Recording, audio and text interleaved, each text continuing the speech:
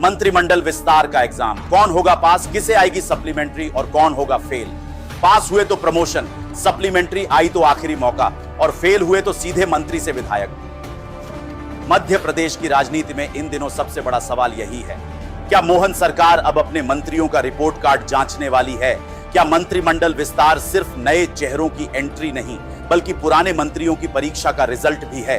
नमस्कार, मैं हूं आशुतोष शर्मा, आप देख रहे हैं राजधानी तक। दोस्तों, आप हमारी खबरों को देखते हैं, उन्हें लाइक करते हैं, कमेंट भी करते हैं, लेकिन अगर आपने अभी तक राजधानी तक को फॉलो नहीं किया है तो समझिए आप अभी हमारे परिवार का हिस्सा नहीं बने हैं। तो जल्दी से फॉलो का बटन दबाइए और राजधानी तक परिवार का हिस्सा बन जाइए ताकि मध्य प्रदेश की हर बड़ी राजनीतिक खबर सबसे पहले आप तक पहुंचती रहे।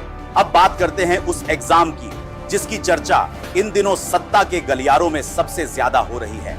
स्कूल कॉलेज के एग्जाम में आपने बहुत कुछ देखा होगा, कोई टॉपर बन जाता है, किसी को सप्लीमेंट्री आ जाती है, कोई फेल हो जाता है और कभी कभी पर्चा आउट ऑफ सिलेबस भी आ जाता है, तो कहीं पेपर लीक होने की चर्चा शुरू हो जाती है।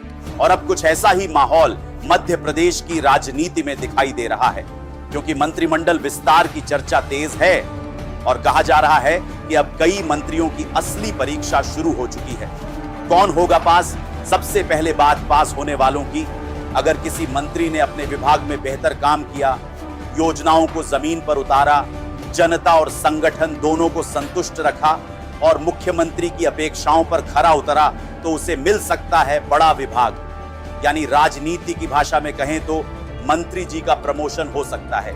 जैसे स्कूल में अच्छे नंबर लाने वाले छात्र को सम्मान मिलता है, वैसे ही सत्ता में अच्छा प्रदर्शन करने वाले मंत्री को बड़ा ओहदा मिल सकता है। किसे आएगी सप्लीमेंट्री? लेकिन हर एग्जाम में कुछ छात्र ऐसे भी होते हैं जो पूरी तरह फेल नहीं होते लेकिन टॉपर भी नहीं बन पाते। उन्हें मिलता है एक और मौका, यानी सप्लीमेंट्री।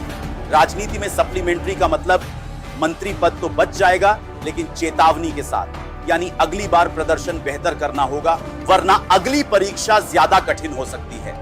कुछ मंत्री शायद इसी उम्मीद में होंगे कि नाम कटे नहीं और एक मौका और मिल जाए। कौन होगा फेल?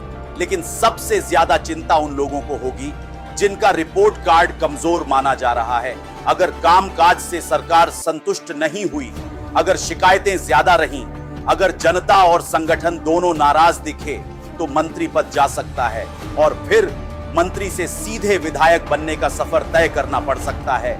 यानी सत्ता की पहली पंक्ति से सीधे सामान्य विधायकों की कतार में वापसी। क्या पर्चा लीक हो गया है? लेकिन कहानी यहीं खत्म नहीं होती क्योंकि हर बड़े एग्जाम में एक सवाल जरूर उठता है, क्या पर्चा लीक हुआ है? राजनीति में पर्चा लीक का मतलब कौन मंत्री बनेगा, कौन बाहर होगा, किसका प्रमोशन होगा, किसकी छुट्टी होगी, इन नामों की चर्चा अभी से राजनीतिक गलियारों में शुरू हो चुकी है। व्हाट्सएप यूनिवर्सिटी अपनी मेरिट लिस्ट जारी कर चुकी है और समर्थकों ने अपने अपने उम्मीदवारों को पास भी घोषित कर दिया है। यानी रिजल्ट आने से पहले ही रिजल्ट की चर्चा शुरू हो चुकी है। सोर्स सिफारिश का खेल। अब बात करते हैं उस हिस्से की जो हर एग्जाम में चर्चा का विषय रहता है, सोर्स सिफारिश। राजनीति में इसका मतलब किसकी दिल्ली में पकड़ मजबूत है, किसकी संगठन में सुनवाई ज्यादा है, कौन किस बड़े नेता का करीबी है और किसके समर्थन में कितने विधायक खड़े हैं। यानी मेरिट के साथ साथ नेटवर्किंग का पेपर भी चल रहा है। आउट ऑफ सिलेबस सवाल और अब सबसे खतरनाक हिस्सा, आउट ऑफ सिलेबस सवाल। कहीं ऐसा तो नहीं कि जिन नामों की चर्चा सबसे ज्यादा हो रही है वे देखते ही रह जाएं और कोई नया चेहरा मंत्री बन जाए? कहीं ऐसा तो नहीं कि किसी विधायक की अचानक राजनीतिक लॉटरी लग जाए? क्योंकि राजनीति में कई बार वही होता है जिसकी किसी ने कल्पना भी नहीं की होती और भाजपा तो वैसे भी कई बार अपने फैसलों से सबको चौंकाती रही है। सबसे बड़ा सवाल, अब सबसे बड़ा सवाल, क्या मोहन सरकार सिर्फ मंत्रिमंडल का विस्तार करेगी या फिर मंत्रियों का रिजल्ट भी घोषित करेगी? कौन टॉपर बनेगा, किसे प्रमोशन मिलेगा, कौन सप्लीमेंट्री में जाएगा और किसका नाम फाइनल लिस्ट से ही गायब हो जाएगा? क्योंकि राजनीति के इस एग्जाम में न तो कॉपी दोबारा जांची जाती है और न ही ग्रेस मार्क्स आसानी से मिलते हैं। यहां सिर्फ एक चीज चलती है, परफॉर्मेंस। अब देखना यह होगा कि मोहन सरकार की मार्कशीट में कौन डिस्टिंक्शन लाता है, कौन सप्लीमेंट्री लेकर अगली परीक्षा तक पहुंचता है और किसका राजनीतिक रिपोर्ट कार्ड लाल निशान के साथ वापस लौटता है।